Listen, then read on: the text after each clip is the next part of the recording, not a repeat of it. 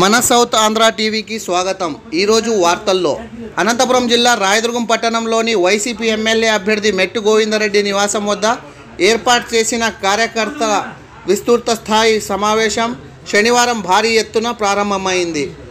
ఈ కార్యక్రమంలో జిల్లా ఇన్ఛార్జ్ మినిస్టర్ పెద్దిరెడ్డి రామచంద్రారెడ్డి ముఖ్య అతిథిగా పాల్గొన్నారు। భారీ ఎత్తున కార్యకర్తలు అభిమానులు పాల్గొనడం జరిగింది।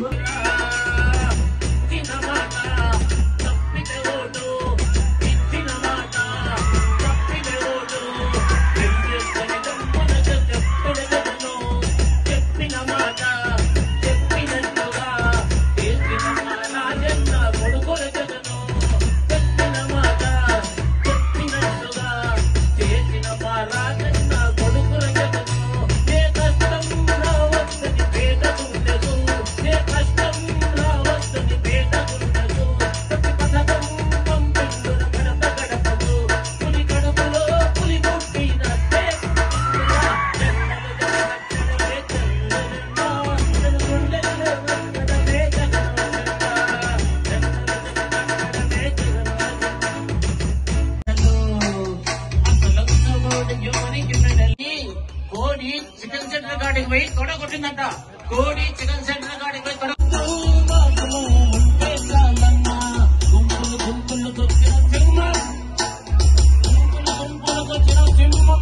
కూడా గెలిపించడానికి మిమ్మల్ని అందరినీ కూడా అర్థించడానికి నేను ఇక్కడ విచ్చేయడం జరిగింది। ప్రధానంగా వైపు రెండు కన్నుగా చూసి చేసిన విషయాన్ని ఈ 5 సంవత్సరాల్లో మనమందరం కూడా గుర్తించాం। పేదలందరికీ కూడా న్యాయం చేశారు। కులము మతము పార్టీలు మీరు మాకు ఓట్లు వేసారా లేదా అని కూడా చూడకుండా కేవలం పేదరికాన్ని కొలబద్దగా తీసుకొని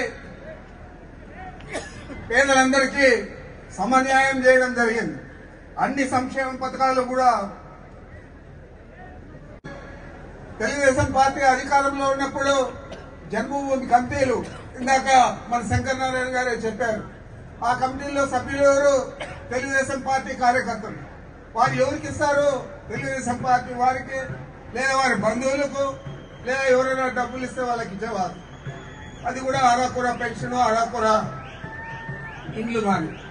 ఈరోజు కేవలం మహిళల పేరుతో 32.5 లక్షల ఇళ్ల పట్టాలు ఇవ్వడం జరిగింది। 22 లక్షల ఇండ్లు మంజూరు చేయడం జరిగింది। వాటిలో 16 లక్షల ఇండ్లు ఇప్పటికే పూర్తయినాయి।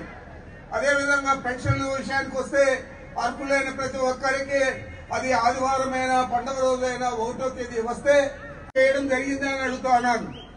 ఇక్కడ ఈరోజు తెలుగుదేశం పార్టీకి పోటీ చేస్తా ఉన్న వ్యక్తి ఆ రోజు 5 సంవత్సరాలు అధికారంలో ఉండి ఏం చేశాడు అని అడుగుతా ఉన్నాను।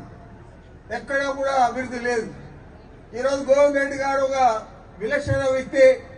ఆయనకు లంచం తీసుకునేది కానీ లంచగొండితనం కానీ అంటగట్టడానికి తెలుగుదేశం వారు కూడా సాహసించరు। మరి అలాంటి వ్యక్తిని మీరు ఎన్నుకుంటా ఉన్నారంటే శాసనసభ్యుడిగా మీరు గర్వపడాలని నేను తెలియజేస్తా ఉన్నాను। అదేవిధంగా శంకర్ నారాయణ గారి గురించి మీకు తెలియదు కాదు, వారు ఈ జిల్లాలో వైఎస్ఆర్ కాంగ్రెస్ పార్టీ పుట్టినప్పటి నుంచి జిల్లా అధ్యక్షుడిగా పనిచేశాడు। ఆ తర్వాత శాసనసభ్యుడు, ఆ తర్వాత మంత్రిగా కూడా పనిచేసిన పరిస్థితులు మీరందరూ కూడా చూశారు। మరి వీరిద్దరూ కూడా తప్పనిసరిగా అత్యధిక మెజారిటీతో గెలిచి రాజకీయంగా నడవలేని వ్యక్తి, రాజకీయ వికలాంగుడు। అందుకైతే ఆయన ఊదకట్లన్నీ తీసుకొచ్చుకుంటా ఉన్నాడు నడవడానికి। ఒక పక్కన బీజేపీ, ఇంకొక పక్కన జనసేన, ఇంకా ఏమన్నా పార్టీలు వస్తాయంటే వాళ్ళు కూడా కలుపుకొని ఈరోజు ఆయన గెలవాలని ప్రయత్నం చేస్తా ఉన్నాడు। నిజంగా బలం ఉంటే అందరూ కలవాలని అడుగుతా ఉన్నాను। మన నాయకుడు సింగిల్ గానే పోటీ చేస్తామని చెప్పి ప్రతి సభలో కూడా చెప్పాడు। ఆ విధంగానే మనం సింగిల్ గానే పోటీ చేస్తాం, అత్యధిక స్థానాలు ఇక్కడ సాధిస్తాం। ఈ రాష్ట్రంలో తిరిగి జగన్మోహన్ రెడ్డి గారు ముఖ్యమంత్రి అయ్యేదాకా మీరందరూ కూడా మాతో పాటు కృషి చేయాలని చెప్పి మీ అందరికీ కూడా మనవి చేస్తాం। సంవత్సరాలు ఆయన ఉన్నాడు, ఏదైనా ఈ రాష్ట్రానికి గుర్తు పెట్టుకునే విధంగా చేశాడు అని అడుగుతా ఉన్నాను। రాజశేఖర రెడ్డి గారు వస్తానే మనకు ఆరోగ్యశ్రీని ఇచ్చాడు। ఆయన చనిపోయినా కూడా ఈ రోజు కూడా ఆరోగ్యశ్రీ అంటే రాజశేఖర రెడ్డి గారు గుర్తొస్తారు। అదేవిధంగా మన నాయకుడు జగన్మోహన్ రెడ్డి గారు అమ్మఒడి అంటే గుర్తొస్తాడు, ఆసరా అంటే గుర్తొస్తాడు, చేయూత అంటే గుర్తొస్తాడు. అనేక పథకాలన్నీ కూడా పెట్టిన వ్యక్తి జగన్మోహన్ రెడ్డి గారు. ఎన్నికల హామీలు 100% నెరవేర్చిన వ్యక్తి కూడా జగన్మోహన్ రెడ్డి గారు. మరి ఈయనేమన్నా నెరవేర్చాడా? ఈరోజు మళ్ళా సూపర్ 6 అని చెప్పి ఎత్తుకొని వచ్చాడు. ఈ మధ్య మీరు చూశారు అసెంబ్లీలో మన ముఖ్యమంత్రి జగన్మోహన్ రెడ్డి గారు విపులంగా అక్కడ గణాంకాలతో సహా స్లైడ్లు వేసి చూపించారు.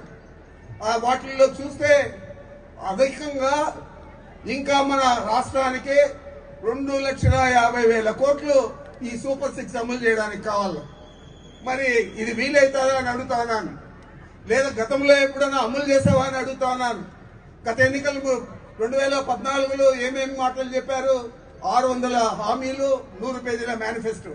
ఆ మేనిఫెస్టో ఏమైనా నెరవేర్చారా అని అడుగుతా ఉన్నాను. ఆ మేనిఫెస్టోని కనపడకుండా చేసేసాడు, ఏది కూడా అమలు చేయలేదు. మరి మన నాయకుడు చెప్పాడు, చేశాడు. చెప్పేదే కాకుండా ఏది చెప్తే చేశాడు. ఇంకా కొన్ని చెప్పని సంక్షేమాలు కూడా మన ముందుకు తీసుకొచ్చాడు. మరి ఆ విధంగా సుపరిపాలన జగన్మోహన్ రెడ్డి గారితో సాధ్యమైంది. మోసపూరిత పరిపాలన చంద్రబాబు సాగించాడు. మరి 14 సంవత్సరాల నుండి కూడా ఒక ప్రాజెక్టు నీ పేరు మీద లేదు, ఒక సంక్షేమ పథకం నీ పేరు మీద లేదు. మరి ఏ పరిపాలన నీదని అడుగుతా ఉన్నాను. అంచేతే తేడా గమనించండి. నక్కకు నాగలోకానికి ఉన్నంత తేడా ఉంది చంద్రబాబు నాయుడుకు, జగన్మోహన్ రెడ్డి గారికి. అంచేతే మనమందరూ ఏక బిగిన జగన్మోహన్ రెడ్డి గారికి మద్దతు ఇవ్వాలా. మద్దతు ఇచ్చేదే కాదు, వారు తిరిగి ముఖ్యమంత్రి అయ్యేదాకా మనమందరూ కూడా ఎక్కువగా కృషి చేయాలని చెప్పి, మాతో పాటు మీరు కూడా కష్టపడాలని చెప్పి మిమ్మల్ని అందరినీ కూడా కోరుకుంటూ నాకు అవకాశం ఇచ్చి